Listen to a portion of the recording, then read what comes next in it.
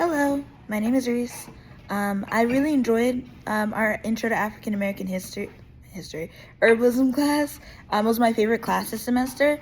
I took the class because honestly, I really like Harry Potter and like herbology was like a course I thought it was always really cool.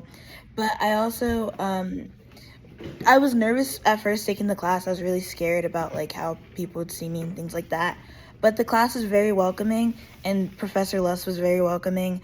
I got to learn a lot more about like the medical system, and I also got to learn about like different herbal remedies, especially since it's not really prevalent in my family. So I never really got a chance to learn about them until I got to this class.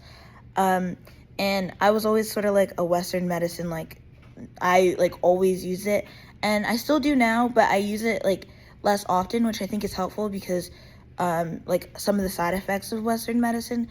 So I think using herbal medicine has really helped me. Yeah.